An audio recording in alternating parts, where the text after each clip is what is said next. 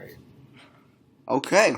Welcome everybody to episode 7 of the ATRL Charts podcast. Long overdue, but we are back, and I'm Alexander. Hi, everybody. Thanks for tuning in. It's been a while, as Alex has said. This is you, Mitch, Aaron from ATRL, and obviously we have a lot of topics to cover, considering that a lot has taken place since the last time we've actually put out a podcast. So let's get this started. All right. Well, I figure we should mention the elephant in the room first, and that is Adele. No pun intended. Just incredible success. Over the last 2 weeks with Hello. Just an unprecedented sales week in a sales climate that's not conducive to those kind of sales. Selling what's projected to be between 1 and 1.2 million first week with the single Hello. Spotify demolishing records, almost doubling the previous one. 2.7 million daily streams and 15.9 million in a week. And on radio, a tremendous start, getting to number 11 yesterday on overall before the rolling effect. So these are just really unprecedented numbers. What's your reaction to this? Yeah, it's very unprecedented, and a lot of people said in threads that this is history in the making. I mean, nothing on this magnitude that I've seen in my years of chart watching has been done on this magnitude. I mean, yes, we've had, huge sales stars where Taylor Swift had shifted, over 500,000 copies of Shake It Off, and We Are Never Ever Getting Back Together. Then you had Katy with Roar, and then you had Gaga with Born This Way. And looking at those patterns, they were coming off of either very successful errors or, in Taylor's case, she always just sells a lot in her first week with her songs, and even just looking at her promo singles. But with Adele, as many people have mentioned, obviously she's coming off of the hype and the major success of 21. I mean, 21 is huge, and we all know that. But I think what helped her is the fact that she stood away from the media. Like, she didn't really, overexpose herself. Like, when 21 was done, it was just pretty much done. She didn't, milk the era. She didn't stay in the media. She just kind of went on and did life. And she had a baby. She's married now. And she kind of just, lived her life and spent hundreds of dollars and thousands and probably millions of dollars of the money she made from 21. So when Hello had the huge start, I knew it had a big start, but no one in this sales climate would have predicted that she would have done more than 500,000. Like, I was trying to be conservative and say, 400, 500,000 is a safe bet for Adele, but she's about to double that number, possibly with her first week, which is amazing. And then even on the streaming front, as you pointed out, she broke multiple records on Spotify and broke records on YouTube, actually breaking Bad Blood's record for the most views in a 24-hour period and the most views in a single week. I think the video, as I last checked, was around 140 million, but I'm pretty sure it's past that number. So it's just unprecedented as the numbers that she's pulling in her first week, and especially on the streaming side, considering that she's sold a lot of copies on iTunes, Amazon, Google Play, or whatever you use to download your music. That's just an extra bonus and an extra cherry on top, considering that, she's already sold literally millions of copies of this single. So I'm amazed. And I predicted similarly to you, expecting 400 to 600K for the single, which would have still been amazing, considering the digital sales climate we're in. And then I expected her to break the Spotify record, but she's blowing these records out of the water. These aren't even close. It's basically doubling every record, because the sales record was 636,000. She's going to do around 1.2 million. Spotify record before her was 1.3 million. She's doing 2.7 million. So that's actually more than doubling. And I think it just, and also the recurrent success of 21, which we didn't bring up yet. 21 is forecast to potentially sell almost 30,000 with, album equivalent units next week, potentially return to the Billboard 200 top 10, which is unprecedented. That's ridiculous. Someone like you enter the top 50 on Spotify, getting around 1.4, 1.5 million streams a week. It's proof that someone can sell and stream. It's the proof that we sorely needed after the debacle with Taylor and Daniel Ek earlier this year. You have people saying, okay, well, Spotify might hurt your digital sales. But this is the proof here that if you are big enough, if you appeal enough to the mainstream audience, the general public, then you are not going to have a problem selling and streaming. And we saw kind of a mini example of that last year with Ariana Grande's Problem, which is kind of ironic considering the performance of her latest single. But Problem streamed very well, and it sold very well. It had a 500,000 first week as well. So this is just another incident that's going to help us realize that streaming and sales you can have both of them, and you can do really well in both metrics. And just now kind of moving to why she's having such great success. I mean, you look at her debuting on AAA radio and Urban AC radio and Rhythmic radio and Pop radio. She's got just such a tremendous appeal. She's so relatable, all these songs, because a lot of people, regardless of what genre of music you listen to, are going through relationships.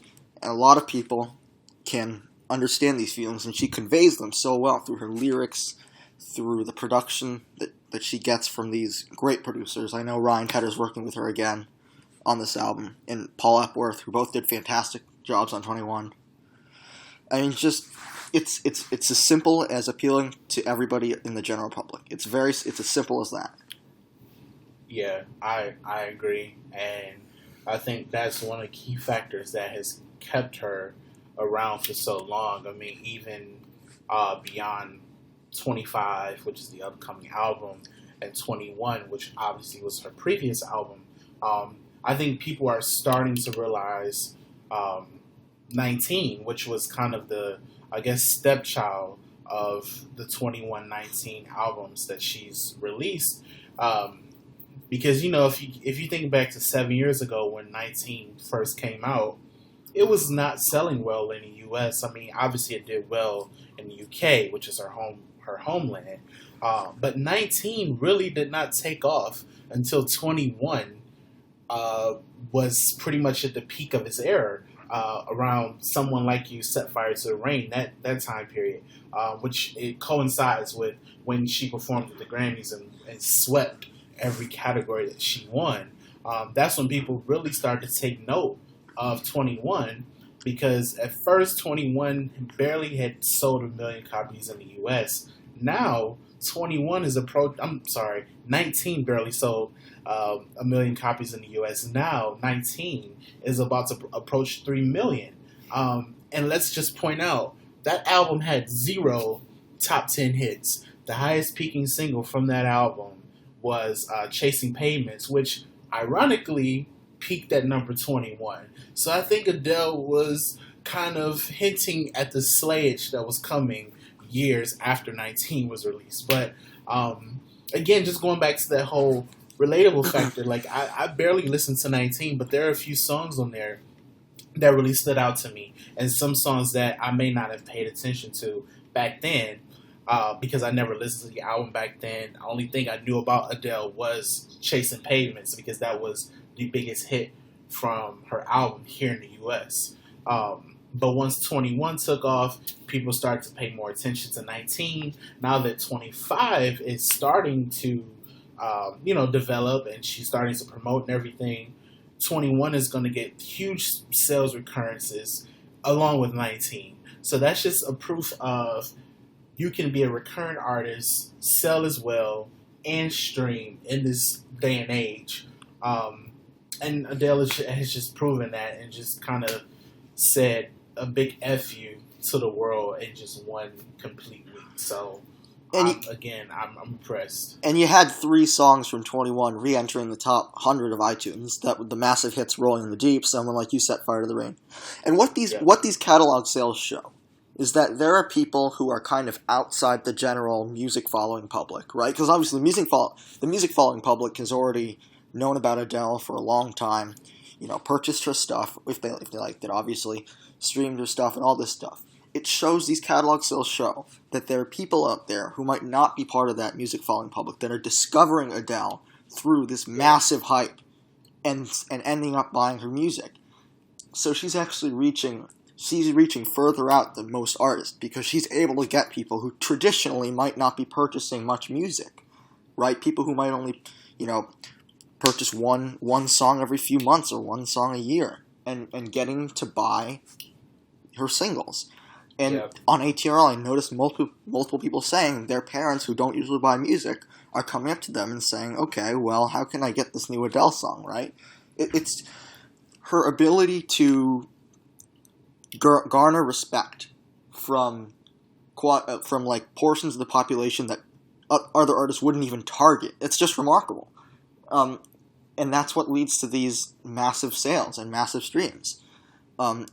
Because it's not just the hype, it's that people are actually literally discovering her for the first time right now, and that's why these albums are getting such huge boosts, and it's remarkable. I can't imagine the last time, or I can't remember the last time that you had an album that's 4 years old that already went diamond, that's going to head back into the top 10. There's no precedent for that in modern pop music. Yeah, I agree. I mean, especially in this time. In our generation, like the last album that went diamond recently was, I think, Usher's, before Adele's, was Usher's Confessions, which came out in 2004, which was a huge era. It had huge top 10 hits, had huge number ones, but, thing is, with that album, it kind of just stayed within that realm. Like it was a big, huge era, and it sold well in 2004, 2005, and pretty much a few years after that. But you don't really hear too much about it now. I mean, we're 10 years removed from that, but who's to say 10 years from now will 21 still have that selling power? Will she be able to, tap into new generations, as you talked about, in the next few years, and continue to sell as well with 21, with 25, and even, with 19.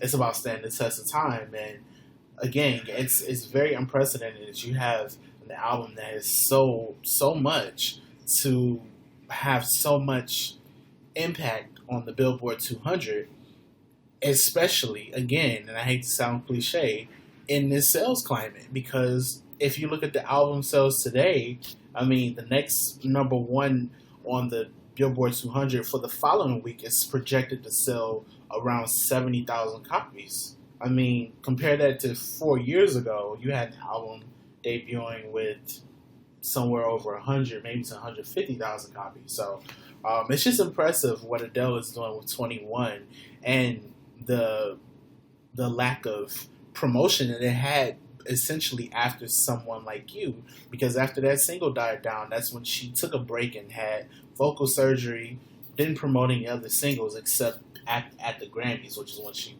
swept everything. But if you think about it, 21 had very minimum promotion after Someone Like You, so it's very impressive that she was able to sustain that type of popularity with her album sales without even having to lift a finger. I mean, radio did its job, recurrent views of streams and video streams did its job. Well, there wasn't even a video for Set Fire to the Rain, right? Exactly, right. There was no video for Set Fire to the Rain. There was no video for Rumor Has It. It was just the two videos, Rolling the Deep and Someone Like You. So again, that's just impressive. It's like, who else is doing that? I can't think of any other artist that could do that. It's literally effortless. People talk about effortless. People throw that word around a lot when someone scores a huge hit. Like, okay, well, Wildest Dreams, effortless top 5 on a 5th single of a amazingly well selling album. But this is like truly effortless. You're not seeing, like, she didn't even. It's been mentioned before, but she didn't even tweet the iTunes link. There have been no live performances, no marketing campaigns, no social media, artificial buzz, none of that. And you didn't see that 4 years ago because it wasn't possible 4 years ago. Social media didn't have that influence 4 years ago. But nowadays, artists all the time are doing this, but Adele's like, okay, well, no, I don't have to do that, right? Because I can just go out there, and somehow, and I don't know how, sell 1.2 million copies first week. And the track sales, to me, are even more impressive than the album sales. Because year over year, in 2014, 2015, digital track sales have declined by like 10, 13%, which is a big decline. So you're seeing the number one on Hot Digital Songs go from 300,000 in 2012, then down to 200,000 in 2013, 150,000, last year, and we had Locked Away hit number one with 90,000 earlier this year. It's a very noticeable decline that we've been actively tracking, but it just totally defies that. It makes no sense, but here it is. Yeah. And we originally thought that the Flo Rida record would stand forever. And once we saw the sales declines come in the last few years, we had reason to believe that. Because even massive artists like Taylor Swift, like you said, were only debuting with, like, I Knew Your Trouble in 2013 with around, 522,000 or whatever it was. People thought that 636,000 wouldn't be eclipsed. And just a couple months ago, that prediction was looking very good. But we all underestimated Adele's influence and her ability to connect to so many different demographics, and just overall power. We always talk about artists having power and impact. Well, this is impact and this is power. A textbook definition, and I agree.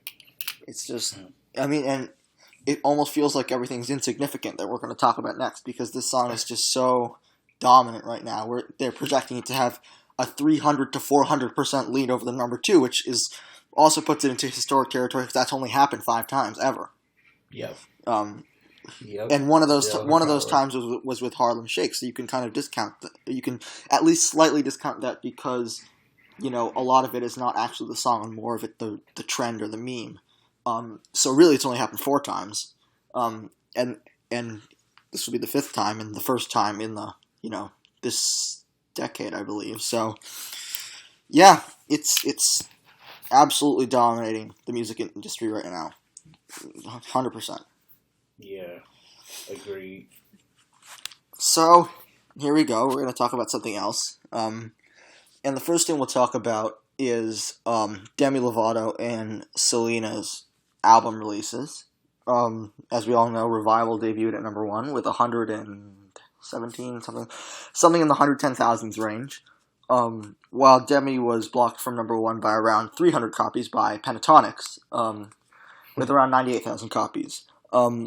So reactions to those. I think that Selena's album has done pretty well so far.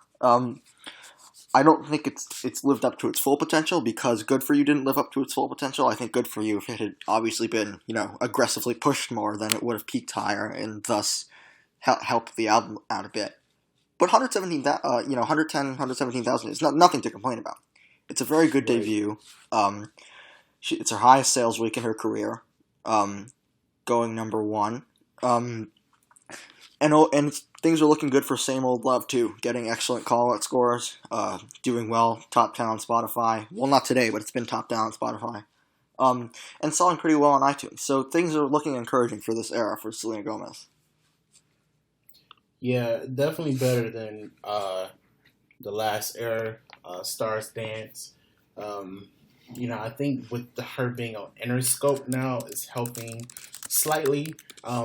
Even though she hasn't done much promotion for this era yet, as in comparison to Stars Dance, but I think her being on Interscope is helping her to pretty much become more of a bigger star than what she was when she was with Hollywood Records.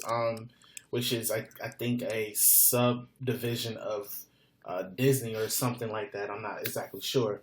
But this is definitely helping her. And I do see that she is growing, not, just physically, but also with her music. Because if you kind of did a side-by-side with Stars Dance and Revival, you can tell that her music has matured a lot from last year. Comparing that to singles such as Slow Down, which is a dance track, which is very, very, lack of better terms, generic, for Selena Gomez. But at the time, she was still breaking from her Disney mold, And now that she's had the single "Good for You," which was her first top five hit, now she's having "Same Old Love," which is doing very, very well on radio. And I think it can go further with promotion. Uh, I think she's doing very well. I think she's in the right place. Could she be doing better? Yes, I think so. But again, Selena Gomez, I don't think personally, I don't think that she's completely breaking that Disney mold just yet, like 100%, like Miley Cyrus has. And I'm not saying that Selena Gomez should go out and just go a complete 180 on us. But what I'm saying is, she needs to show the general public more of who she is and how people can relate to her music and how she relates to her music. Because if you're not relating to your music, I don't think many people in the general public are going to relate to it. And that's just truthfully speaking. But I do think she's off to a good start with Revival. And with with the holiday coming up, I do think that the album sales will be sustained. So I do think the album will go gold.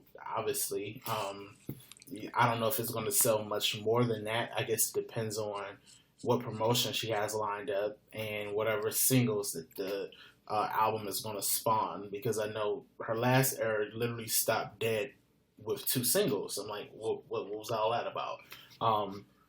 But it seems like "Same Old Love" is shaping up to be "Same Old Love" is already a bigger hit than "Slow Down" was, because I think "Slow Down" peaked somewhere in the 20s, 30s range, and "Same Old Love" is creeping towards the top 15, if not top 15 of the Hot 100. So, I see good things for this era, but I think it could be bigger than what a lot of people are thinking it should be. Yeah, and "Slow Down" obviously was an extremely airplay-driven hit with basically no longevity. And "Same Old Love" is looking more well-rounded. The transition for Selena from Disney star to kind of mature pop artist has been a lot smoother than what we've seen from Miley Cyrus, which is encouraging for it's encouraging for her performance. See, I can't talk. I can't articulate myself.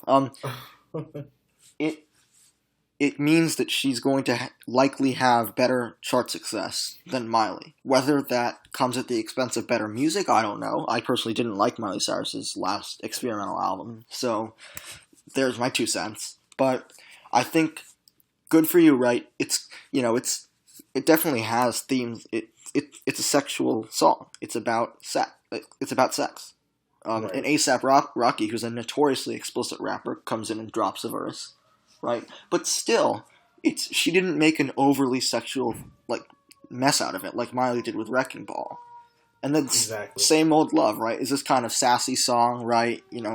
"I'm so sick of you," and she could have also made some kind of really sassy video, but it's not. I don't see that kind of stuff coming from her right now, and the pop listeners have responded. With approval. "Same Old Love" is top 5 on call-out scores. So that means people like to hear it on the radio. It's got a very sleek, modern production. And it's got, it doesn't sound formulaic to the point where you think it's derivative of another single. Because I don't think it's that derivative. So I think what Selena has to do with this era to keep this success going is definitely release more than 2 singles. Additionally, she needs to, at one point or another, get a major promo spot, whether it's at the AMAs, which are coming up in less than a month, or, I don't know, even at the Grammys, or even the People's Choice Awards. Just some sort of major promo spot to keep this era going strong. Because right now it's going strong mostly off of her fans and her social media buzz, because obviously "Good for You" did excellent on Spotify, and she's gained a lot of followers on Twitter and Facebook compared to other artists during this time. Demi Lovato, on the other hand, it's kind of been mixed so far for her. Peaking at 11 with "Cool for the Summer" was not what she wanted, and not what her team wanted to start off the era. Right. And it was less well-rounded than "Good for You," obviously. "Cool for the Summer," far more airplane-driven. And "Good for You" outlasting it comfortably on Spotify, where it's number 13 or something today, and Cool for the Summer is out of the top 50. Oh, wow. So good for you, obviously more well-rounded. Demi, I think, is going to have an overall an airplay-driven era. I think we'll see Confident do pretty well on pop radio. Perhaps making the top 10, even top 5. I could totally see that. But I have a hard time believing that she's going to get a well-rounded top 10 hit. Just based on what we've seen so far with the album sales. Obviously she couldn't hit number 1 on the Billboard 200 in a surprise, because Hits Daily Double had her going number 1. She didn't end up going number 1. She's number 25 on iTunes right now with Confident, which is decent. But it's already past that on pop radio where it's 19. So I think you could see another airplay-driven hit. And I think the reason for this is she is not doing a very good job of reaching audiences that are outside of her core. Like we talked before about how Adele's just doing amazing at getting people who've never heard her music before to just get hooked on it. Demi Lovato isn't doing that so much. I think she's catering more to her fans who love to see this kind of pure pop, right? This kind of, and Demi's made a fairly smooth transition to kind of adult, mature pop artists as well. That kind of pop, her fans like to see that from her based on the fan reaction to Confident, which has been very good, obviously. But I don't think it helps her in terms of getting a huge overall hit. She just hasn't had that yet. Even Heart Attack was, not huge. I mean, it was a hit, but it was not huge. I don't think she's helping herself by kind of sticking to her core, sticking to what she's used to. Because I don't think, Cool for the Summer and Confident, I mean, they're pop songs. I mean, they're not really, they don't go out of her comfort zone. Right. Well, I think with Cool for the Summer, I see what she was doing. Obviously transitioning from, Disney princess to rebellious princess. The typical cliche. Oh, I'm a grown woman now. I get that. But obviously the GP was lukewarm to that because it wasn't a complete flop, but it didn't smash. Good for you there, if we want to do comparisons.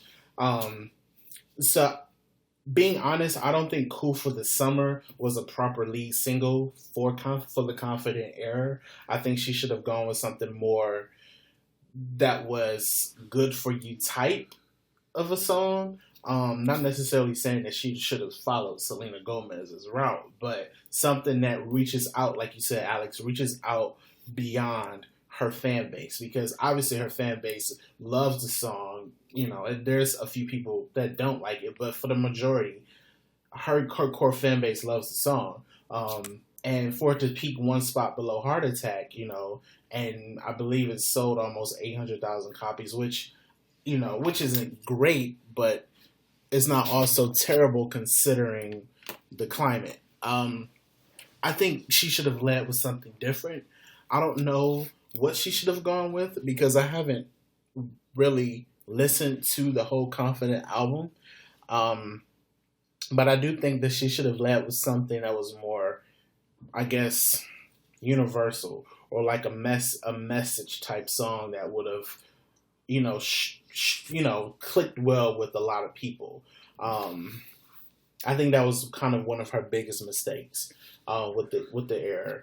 And then, obviously, as we talked about, her era is probably going to be mainly airplay driven because she gets a lot of airplay on pop radio. I mean, she's already at, I think, 5 top 10 hits already so far for her career, and she's looking to get a 6th one with Confident, which I'm sure is going to go top 10 at some point. But I think what needs to happen with Demi is, she also has this, this public image of her that people sort of like her, but people sort of hate her. And I don't think that's a good thing to have when you're trying to sell albums, especially for females. It's harder. And I think what she needs to do is kind of win the GP back over, little by little. Maybe show a vulnerable side of yourself, release a ballad or release something that could spark the interest in the air. And I know she has a song called Father, which is about her father. Well, duh, because the title was Father.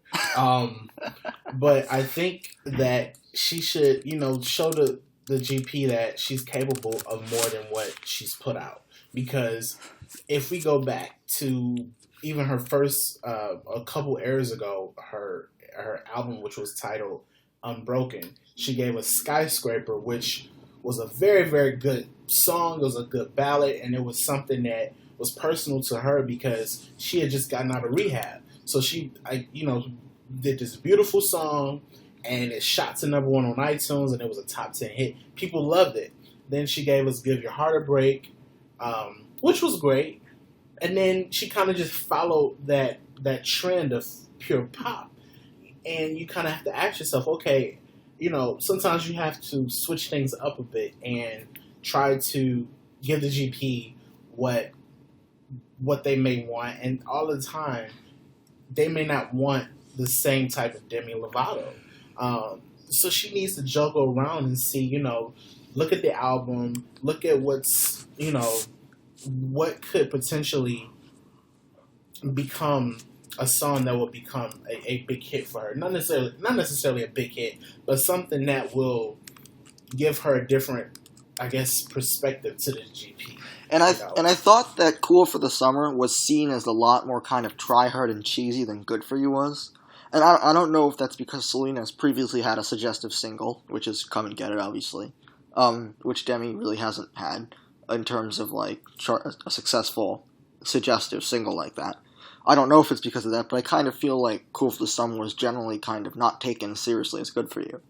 And whether that's due to the lyrics, which are admittedly cliche, like the kind of Don't Tell Your Mother, which is kind of something that's, quite corny, or for other reasons, I just feel like it wasn't taken as seriously, and consequently didn't do as well overall. Now here's the interesting part. Here's the interesting part about this, which kind of goes against what we've said. That Cool for the Summer was much more successful on HAC radio, which is geared toward adults, which is not Demi's core demographic, the HAC demographic. Cool for the Summer did a lot better there than Good For You, 13 versus 48. Now, okay, so why would that be?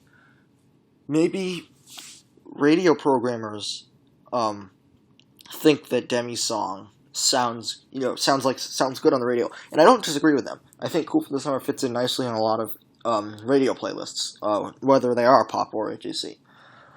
But I feel like people are treating the single as kind of something to just listen to on the radio and not consume via Spotify or via iTunes. Just kind of filler for the radio is, I think, how people outside of her core demographic viewed Cool for the Summer. Despite that, I think it's still interesting that people thought it was kind of a viable HAC single. Which we hadn't. I mean, we had seen Demi have much better HAC success before than Selena, and her track record likely played a role in Cool for the Summer doing well. Like, Heart Attack did well on HAC, Skyscraper did well on HAC, Give Your Heart a Break, all did well on HAC. So her track record had something to do with that. But this single, for whatever reason, whether people thought it was cheesy because of the lyrics or for some other reason, people treated it not as seriously and as filler. And these are the people outside of her core fan base that I'm talking about, obviously. Because if her core fan base treated it like that, then it wouldn't have even done as well as it did. So, and additionally, another thing that I like to point out, which is interesting, and it could really derail her era if this goes badly. Confidence callouts are very bad. First week callouts are very bad. 25th out of 32 in terms of positive approval. Or just approval, I mean. And that's she makes her debut this week on the call-outs. The good news for her is that she has a fairly low familiarity, 64.9%, so that could improve. But not great. Not fantastic indications from the call-outs so far there. And the song has a bullet, the song has a bullet of 847. So it's not really flying up the chart exactly. It's increasing steadily, but it's not flying up the chart. If Confident performs badly on radio, it's kind of screwed, honestly, because I don't see it doing very well on iTunes without at least some radio support or some big promo spot, which I kind of think she already used up with the VMAs. I don't think she'll be performing at the Grammys and the AMAs, kind of. Honestly, I would be slightly surprised to actually see her score a spot at the AMAs, if Confident is struggling on radio by that time. So, honestly, her era is a lot more in flux than Selena's. Has a lot more, there's a lot more volatility to it right now. I feel like Selena's era, I don't think Selena's going to go out and have an Ariana Grande My Everything era. But I do think that she can go from Same Old Love, which I think will be successful, and I think will be a top 10 hit. Let me just put that out there. Right. And be able to continue into spring 2016 with some good amount of momentum. Demi, I can't be sure about at this point. Yeah, she's always kind of the iffy because, you know, you kind of have to go on history, and history says that, you know, after so many singles, they just become her era just becomes airplay driven, and that's what happened last era. Like, you know, Heart Attack was somewhat of a well-rounded hit, but it was, you know, mainly airplay driven. Made in the USA, we just don't count that because it was kind of a buzz single. But then, you know, you had Neon Lights, which was huge on radio. I think it peaked at number 5, but the sales were just very lackluster. And then the other one, the last single, which was Really Don't Care, another airplay-driven hit. I believe it peaked at number 7, but the sales were, you know, pretty bad. So, again, you know, you kind of have to go on history. And history says that she's airplay-driven. Will it happen again this era? Maybe, maybe not. Again, she needs a performance that will wow the crowd, basically. I mean, she had the MTV Awards. That was her time. Her performance was very not well received. I mean, some people loved it, some people didn't, but it was very mixed. So I don't know if her and her team have taken note to that and to say, oh, well, let's do something different for the AMAs. Let's give them something completely out of my comfort zone so that people can, you know, at least pay attention to me and my music. Because right now, the album, to my surprise, is kind of not doing well on the Billboard 200. I believe it's predicted to peak at number 11 this week, or not peak, but drop to number 11 this week on the Billboard 200, depending on how the ranges play out on Billboard. But, you know, with an album, with the single that's active and climbing radio, that's not really that good. So it's time to say, what is it that needs to be done with Demi and with the Confident era? Because I'm pretty sure this era is not going to end after Confident. I'm almost sure there will be at least 2 or 3 more singles to follow this, based on what we had from the previous era, which was the Demi era. So, you know, I would expect a couple more hits, but again, there's something that she needs to find within herself to connect with the general public, because I don't think the what she's giving us right now is really helping. Again, she's not a complete flop because her album did not completely flop. It was a number 2 peaking album. So again, that was a hit, but also, you know, with your album also not really performing well on the Billboard 200, maybe this week and the following weeks, there's something that needs to, you know, that she needs to look within and say, look, maybe it's something I need to do to wow over the general public. Maybe there's something I need to look and to see what I need to do to attract more of my fan base, not just them, but also people who I have not tapped into. And she's young, you know, she has time to do that. You know, she's only, I think, 22 or 23, so she's very young. She has time to complete, you know, to change around and do things that work and things that don't work. Because once you get up there in age, it's harder to, you know, to make changes and to pull off those things. So, you know, I think it's a big learning thing for Demi, not only for her, but also for Selena Gomez. And it will be interesting to watch to see what happens with these two females as as the years go on. And bottom line, Demi needs streaming. She doesn't have it, and she needs it.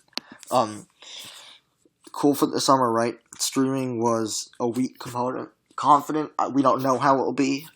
It has entered the top 30 on Spotify.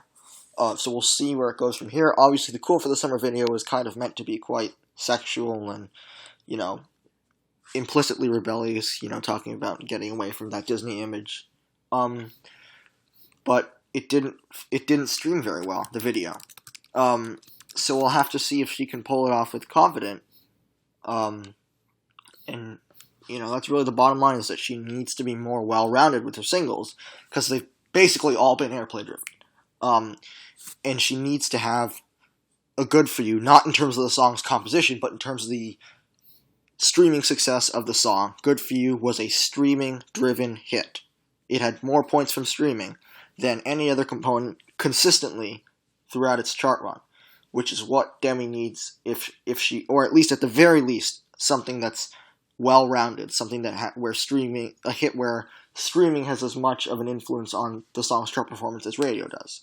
That's what she needs. So we'll see if she gets it with Confident. I, for one, am skeptical. But I can't make any judgments as the song's only been promoted for several weeks. Right.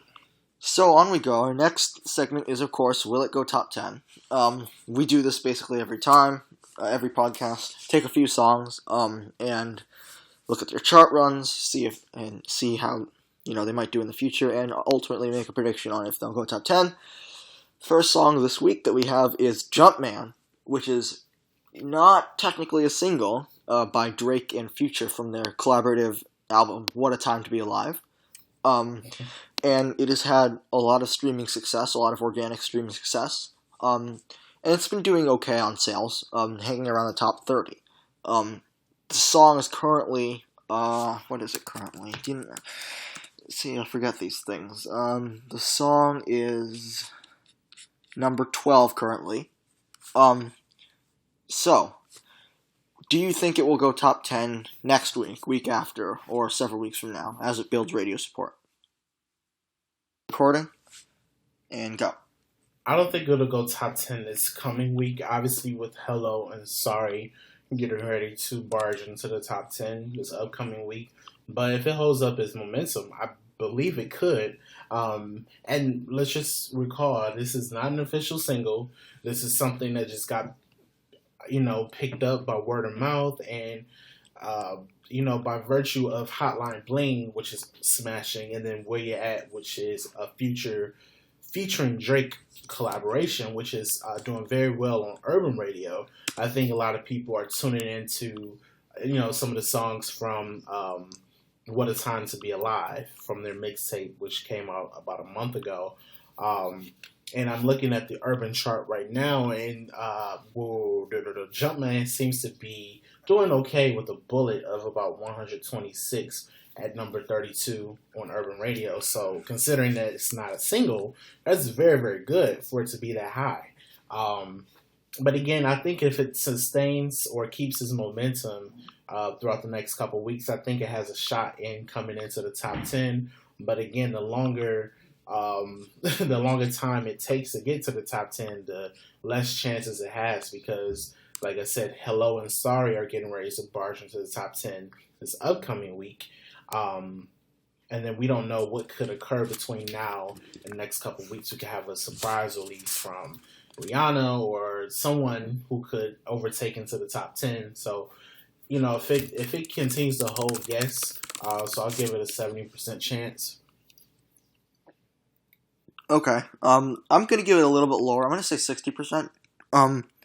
I feel like Jumpman is just entirely riding off of, organic hype right now, which obviously could die down in the coming weeks. But so far, the streaming has been very steady. It's jumped into the top 5 on Spotify. Was number 2 for a day before Hello debuted and Sorry debuted. So it's getting excellent streaming. The sales are pretty good at number 32, and that's good for a non-single, but I'm not sure if it cuts it for a top 10 hit. And then the urban radio performance is kind of lacking. It's number 36 with a bullet of 173, plus 173, which is kind of a moderate bullet. and it's slowing down too. It lost 36 of that today. And I think obviously you mentioned Where You At, which is getting played a lot on Urban Radio, number 4. Additionally, Drake has Hotline Bling at number 1 there, so they might worry, radio programmers, I'm talking about urban radio programmers, might worry about overexposing Future and Drake, hence them being kind of hesitant to play Jumpman. So with only streaming by its side, you have somewhat of a hit the Quan situation, where you've got a song that's selling okay, doing, excellent on streaming. Hit the Quan in Hit the Quan's case, doing very well video streaming. In Jumpman's case, the on-demand streaming is very good. So you have the great streaming, you have very little radio, and you have decent sales. And that hasn't really worked for a top 10, besides Nasty Freestyle for like 2 weeks earlier this year. So I'm not really too high on its chances of going for top 10, but I think it has the potential to sneak in 1 week, maybe 2 weeks, once Sorry has and actually, I'm not Sorry, I don't know what I'm talking about. Perfect by One Direction will drop out of the top 10 next week. Additionally, if Locked Away falls fast enough, it could also fall out of the top 10 within the next few weeks. Can't Feel My Face has a smaller chance of doing so, but still a chance. So there are a few songs, 2-3 songs, that are going to vacate the top 10, and we can see if Jumpman takes one of those spots. But for now, I kind of give it a 60%, 50-60% chance, just because I'm not totally certain with the lack of it's obviously incredibly streaming driven. So the good news for it is that streaming matters the most. The bad news for it is that streaming doesn't matter enough. You can't have just streaming and have a top 10 hit unless you're like having Bieber streams or Adele streams or Drake streams, which Jumpman, despite being a Drake song, is not pulling Hotline Bling streaming numbers. Hotline Bling is pulling 9 million a week on Spotify. Jumpman is pulling around 5 million a week. So, Jumpman is a hit. Definitely an urban hit. Yeah. But top 10 is kind of dicey. So that's Jumpman. Next song we're going to talk about is Here by Alessia Cara. Already covered it once in this segment, but we were conservative with it. A lot of top 30, top 20 predictions, but the song is very well rounded and is really picking up steam on pop and rhythmic radio. Actually, it's notable that rhythmic is picking it up faster than pop, where it's number 6 as opposed to number 12 for pop. And Spotify could have been in the top 10 last week, but Hello and Sorry debuted to block it. This song has really exceeded my expectations. Yeah, I think it exceeded a lot of people's expectations, to be honest. I mean, it was definitely a slow riser at first, so, there was something that didn't make me want to say yes immediately, that it would be a big hit and even contend to be a top 10 hit. But right now, it's been rising on all metrics, on Spotify streaming, on sales, and also on radio. So yeah, it's definitely going to be a top 10 hit, and it sounds very very fresh in addition to what is already taking place in the top 10. You have obviously your pop, you have your slow type songs, you have your rap, or I guess rap, pop, whatever you want to call Hotline Bling. And then you have The Weeknd, who's been coming strong with his alternative R&B, alternative pop, whatever you want to call that. So I think it'll be a fresh addition to that, and then also it'll be another, I guess, indication that that the sound of, or the taste of, what the general public likes is shifting a bit. And I think that's reflected, or that's been reflecting for many weeks and for many months of 2015 with rappers now not necessarily getting effortless top 10 hits, but I guess easier in the sense that it was from a couple years ago. So I think another thing that's helping this song here is the fact that it is a multi-format hit with pop, rhythmic, and urban playing the song as well. So I think that's also helping to sustain a lot of the consumer side with the sales and with the streaming. So yeah, definitely top 10 hit. I don't know when. I mean, it's getting close, but I would definitely say sometime within the November time frame. Well, it essentially is November, so I guess sometime in the next couple weeks or so. Yeah, I give it 80-90% chance of going top 10, which I wouldn't have thought of, which I wouldn't have thought that would happen several months ago. But we've seen it's. I didn't think. Here's what I didn't think was going to happen. I didn't think we'd have coinciding peaks on all formats of radio and on Spotify, on-demand streaming, and sales. The song has risen quite uniformly. The song's rise has been quite uniform on all metrics over the last few weeks. Before, the streams had been lagging, and the sales had been kind of ahead of the airplay. But they've all synced up now. 12 on pop, 6 on rhythmic, a little bit behind on urban, 22, but that's kind of expected because the song's much more of a pop R&B than an urban song. And 11 on Spotify recently peaked there. And the video has been increasing in streams as well. So the peaks are coinciding, which is very good news. It's capitalizing. The song is totally capitalizing on kind of the recent mainstream shift towards rhythmic R&B music that we saw first with The Weeknd, and then with Hotline Bling, which is not really a rap song, but it's rhythmic. It's rhythmic. So definitely capitalizing on that. Had a few performances. Jimmy Fallon, Ellen, very recently. Getting good call-out scores. The listeners like it. It's fresh. It sounds different on pop, and it doesn't just sound like a filler. And yeah, honestly, this song is going to be a bona fide hit very soon, if not already. I mean, its success is, I originally expected it to maybe go top 20, which it's already done. And I had it pegged as unlikely to go top 10, but here we are. And I'm really impressed by the way it is kind of just, the rise on pop radio was at first slow, and then kind of at a moderate pace, and now it's rising fast with a bullet of almost 1,300, which makes it the 5th fastest rising song on pop radio, second if you discount the new Hello, Sorry, and Focus. So very impressive, honestly. And I think it's definitely going top 10. Yeah, I agree, and I'm so happy for her and how far she's gotten, because she was someone that a lot of people overlooked, but now she's becoming a threat to top 10, and who knows what her future singles could do. So it will be very interesting to watch. Alright, so the final song that we're going to cover in Will It Go Top 10 this podcast is Ellie Goulding's On My Mind, which is performing well at radio and well on streaming, but it's kind of lacking a little bit on sales and video streaming. So do we think this song, which jumps into the top 20 this week, will go top 10? Yeah, it's one of those iffy things because, and shocking. Well, I'll just talk from the iffy standpoint because, as again, we've seen the sales. I mean, they're doing okay, but not spectacular. Considering that she is top 10 on pop radio, but she's still lagging outside the top 10 with the sales. I believe is at number 16 or 17, which isn't terrible.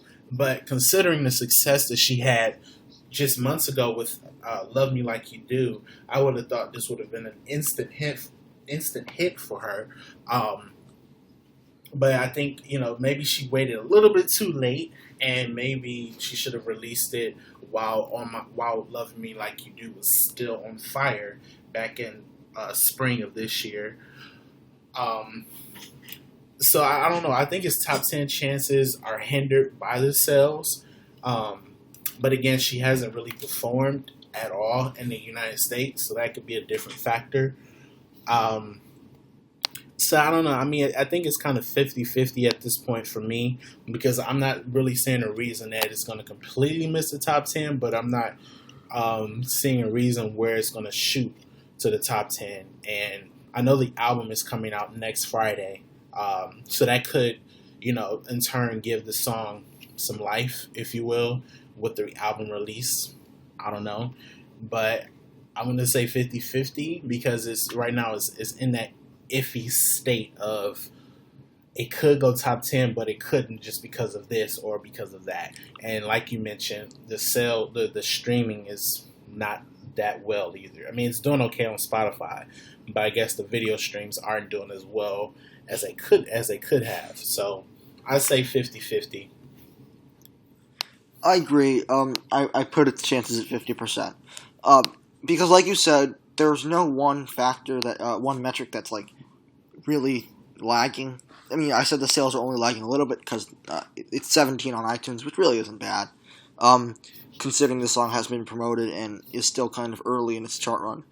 But it's going to be crunch time soon. November is going to be crunch time for this song to see if it can get that extra push that can boost it into the top tier, or if it will kind of stall out around where Burn stalled out in the 11 to 13 range.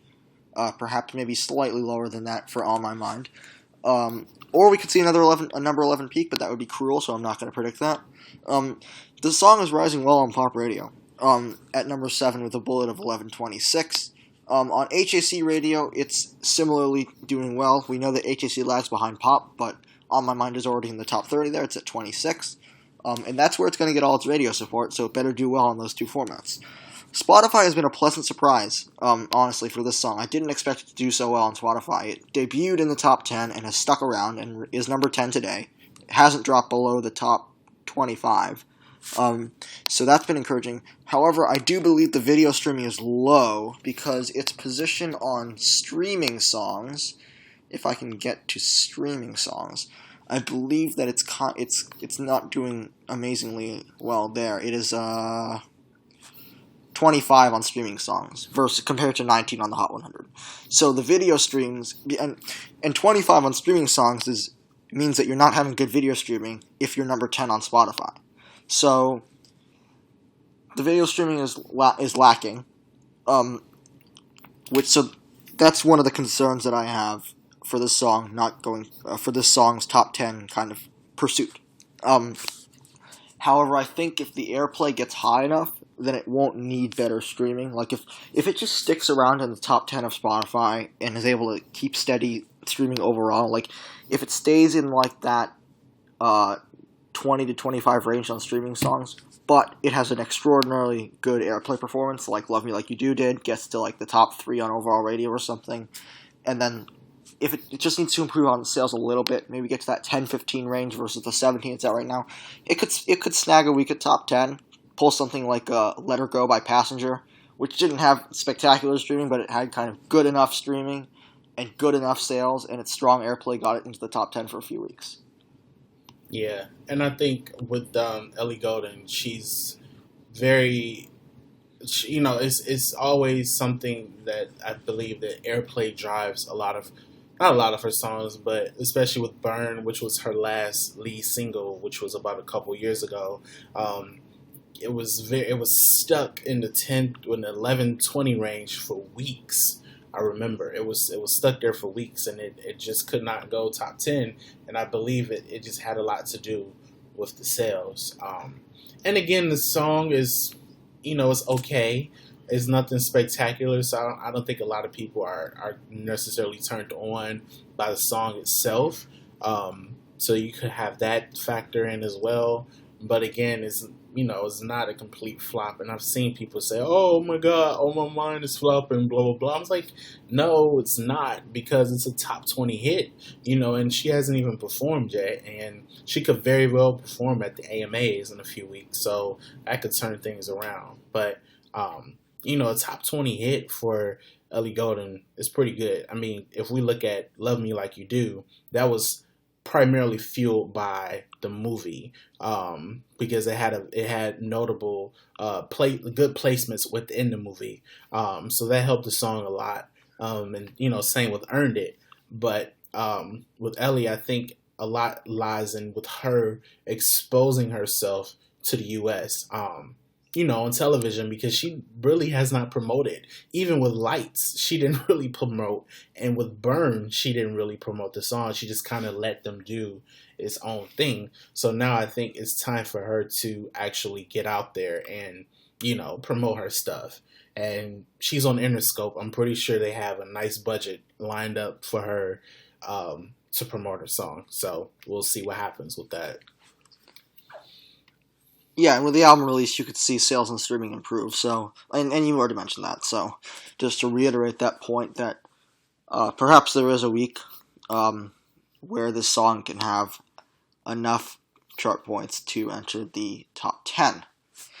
So that concludes our briefer than usual Will It Go Top 10 segment. Obviously, if you have any songs that you'd like us to cover, post them in the thread, which hasn't been active, of course, because we haven't done anything for the last month.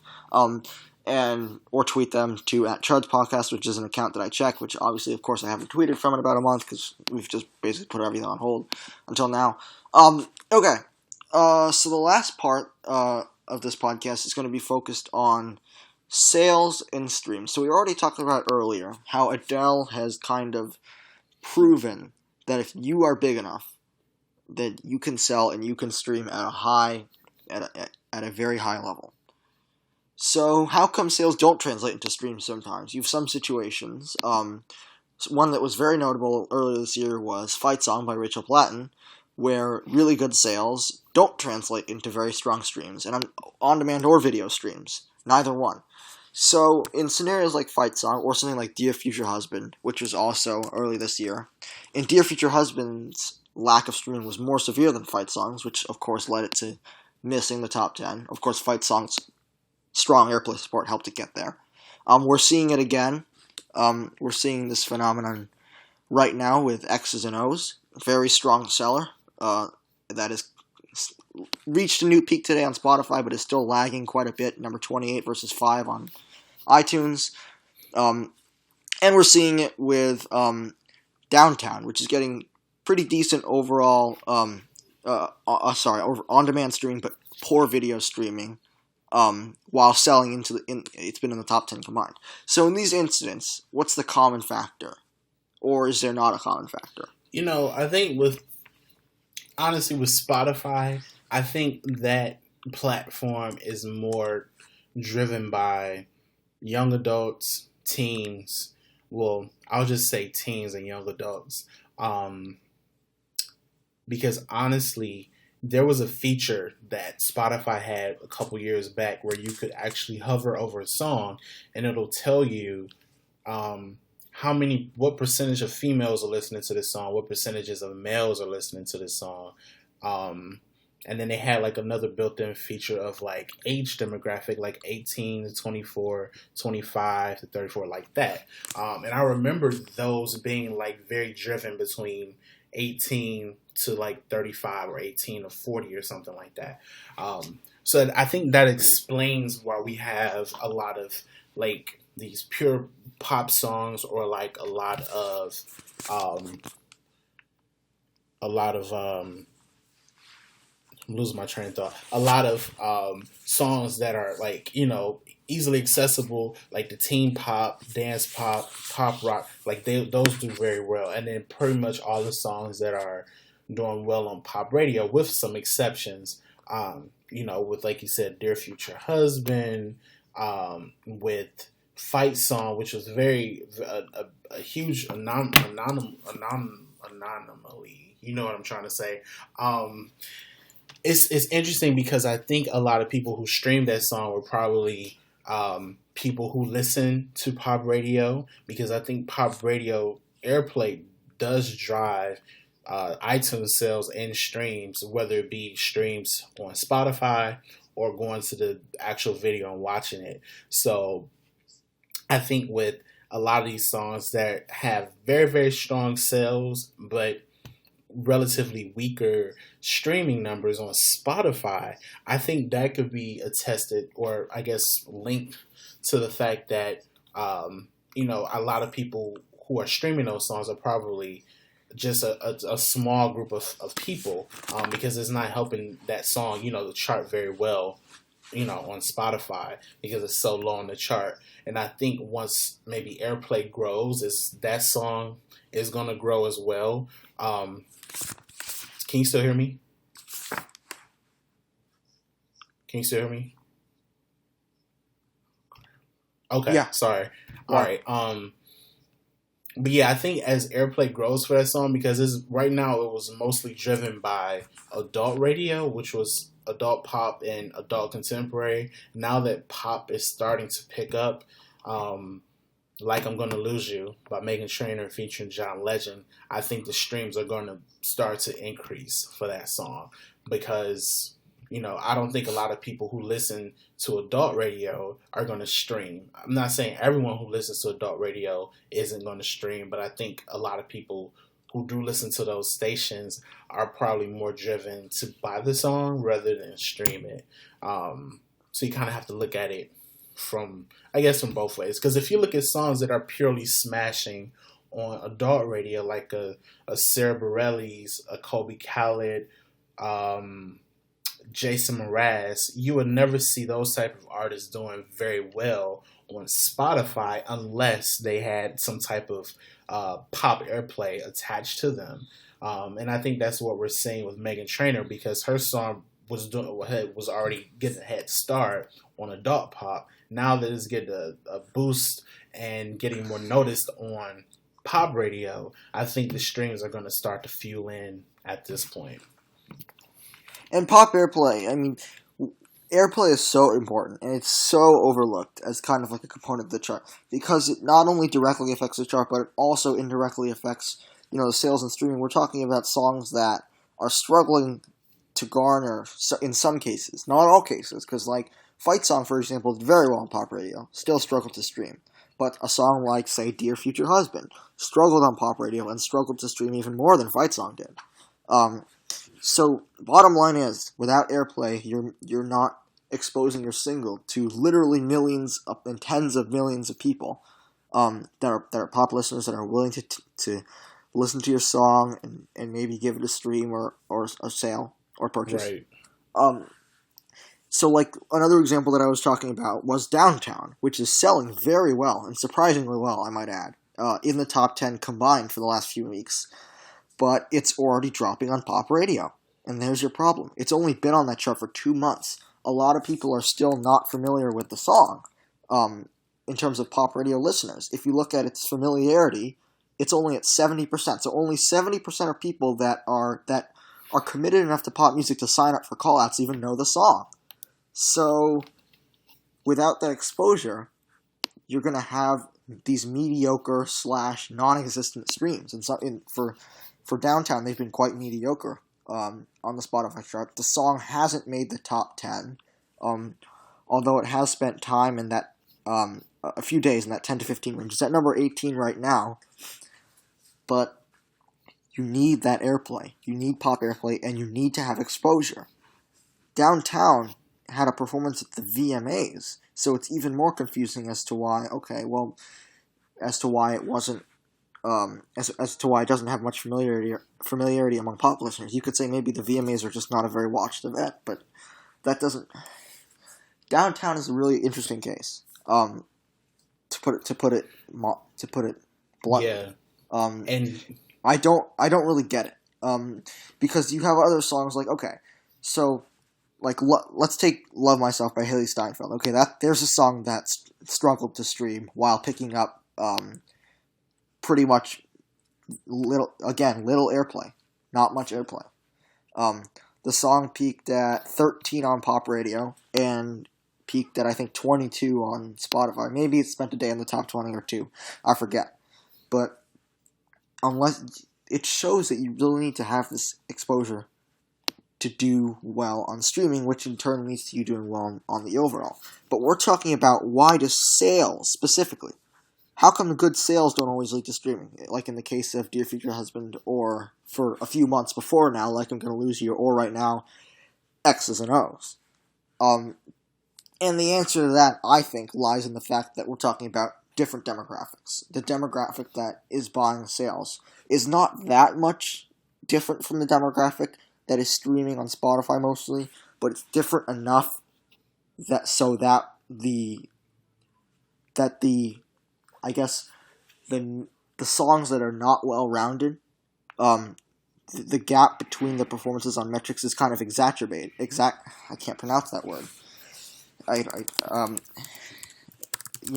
of amplified. Yeah. or exacerbated. So you have a song like X's and O's. So let's take X's and O's, okay? You've got that song that's number 5 on iTunes, okay? So it's selling really well. But the people that are buying songs, that demographic doesn't totally overlap with the people that are streaming songs. So you might have a bunch of, like, adults in their, say, 30s or something, or 40s, who are, like, kind of alternative followers or HAC listeners that like that song, and they bought it, right? So you're seeing a steady stream of that. You're seeing a steady stream of airplay on those formats, right? It reached number 1 on alternative, reached number 1. Did it reach number 1 on HAC? I don't know. No, it's number 2. But that's still really good, obviously. And pop has responded, picking it up top 10 there. But the teenage demographic hasn't totally embraced that song, obviously, because obviously the teenage demographic has been shown to kind of like pop, rhythmic, urban hits, and not really kind of alternative crossovers. So that's why you're seeing the song struggle on Spotify. The song is already an airplay-driven hit in the first place, and a sales-driven hit in the first place. But that is amplified because the demographics of sales and streaming are not overlapping. You're having less people stream it than you would if it was kind of like a song in the type of genre that teenagers listen to more. I'm not sure if I'm making any sense right now. No, I get what you're saying. Yeah, that's kind of my explanation as to, okay, well, how come good sales don't always translate into good streaming? It has to do with the demographics, and it has to do with the songs already being not well-rounded on all components. Yeah. I think that also, like you said, that has a lot to do with it, because they'll be more willing to, like, either stream a song versus buying it. And I think with the case of Haley with Love Myself, it did okay on streaming, but the sales were not there. I mean, once the discount got taken away, the sales were doing okay for a while, but then once it got more exposed on radio, I think that's when the sales started to decrease, and that was shown with the call out scores, because they were pretty bad. But I think with this demographic, with the younger demographic, or I guess younger adult demographic, they're more willing to stream songs because it's easier. They don't have to buy anything. And then I know when you're in college, you don't want to buy anything. You want to just get things for free, because college is already expensive enough as it is. So if I can just sign up for a monthly subscription for $5.99 a month versus paying $1.29 per song, I'll easily just reach in my phone, go to Spotify, and stream. As a college student, and I think a lot of people are in that mindset. So, there could be other factors as well, but I think that's very prominent. Looking at what drives popularity on the Hot 100, with streaming being a huge factor, and it's not going to get any smaller. It's just going to continue to get bigger as time goes on. So, yeah, I completely agree. And Love Myself is another captivating case, because you think the demographic that likes Love Myself would be that teenage girl demographic, and millennials, obviously, we know, stream on Spotify. 90% of them stream music, based on hits, daily doubles. I don't know what they use to determine that, but they said that. And if it's not 90%, it's still a very large percentage.